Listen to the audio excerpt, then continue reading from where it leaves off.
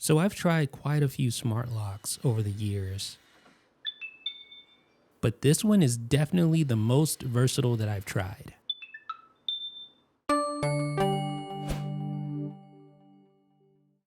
What is up, guys? Jeff Benjamin with 9 to 5 Mac. This is the Level Touch with Apple HomeKit support in tow. There's lots of things that this guy can do. We're going to talk about it right now. So let's go ahead and get it unboxed and show you what's inside the package here. So the Level Touch is actually available in 4 different finishes. This one is the satin nickel. There's also satin chrome that you can buy today. And then there are 2 upcoming colors, polished brass and matte black. Shout out Marquez. So at the very beginning, Level just lays it out for you, shows you exactly how to install this thing, and it could not be easier. It is dead simple. I'm going to walk you through the entire installation process, but it includes everything you need except for a Phillips screwdriver. So you're going to make sure you have that handy. But what do we have here?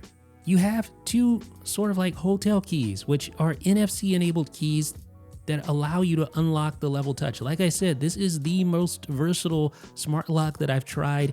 That is just one of the ways you can unlock your door with the Level Touch. So you have some other accessories inside here. You have the lithium battery. You even have a pair of keys. So yes, another way to unlock your Level Touch. You have a strike plate. And then of course, here is the real hardware that makes this whole thing work.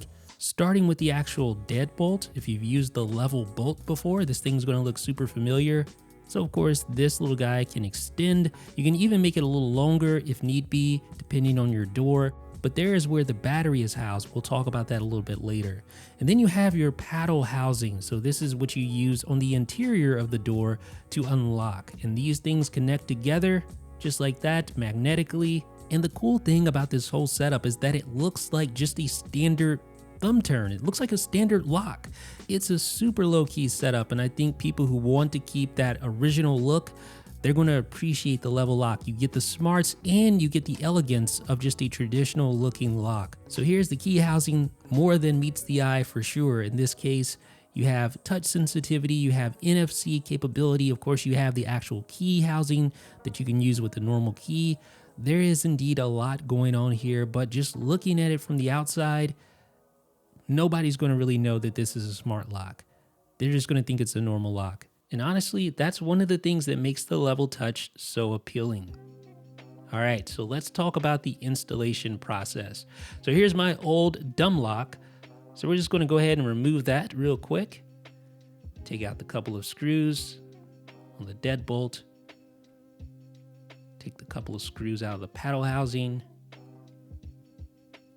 Hold the key housing so it doesn't fall off. Remove those 2 and then remove the deadbolt, and then we just have a blank door.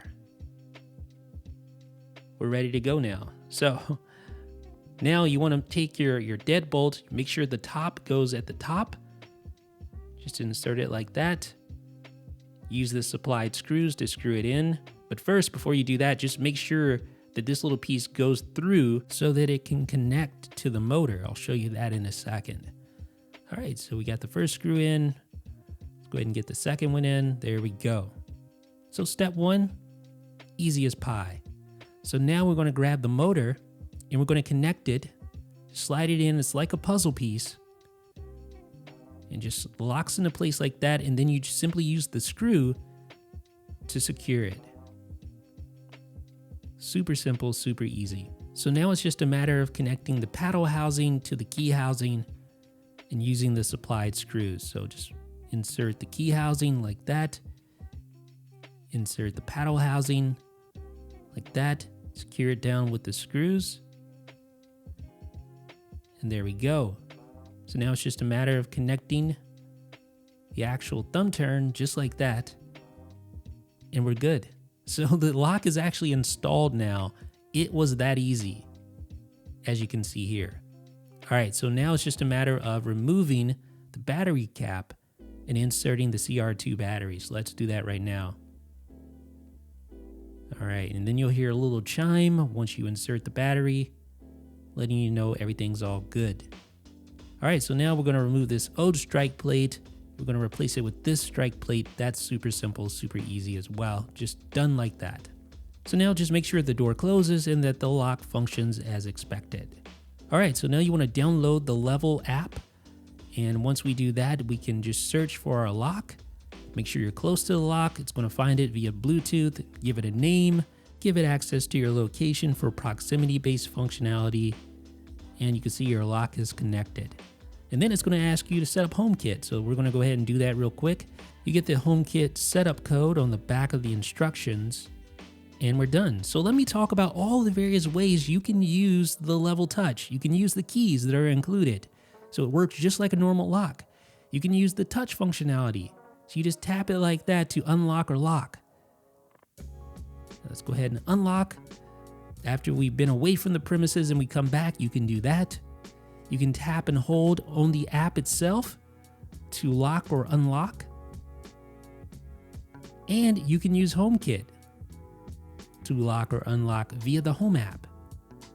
Or you can use Siri and just say something like, Siri, lock the door.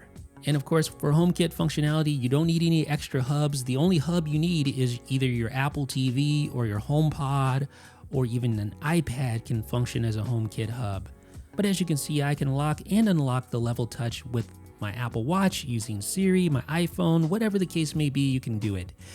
But that's not all. You also have those NFC cards that were included. You get 2 cards. So all you do is you hold one of the cards next to your iPhone during the setup process. It's going to find that card.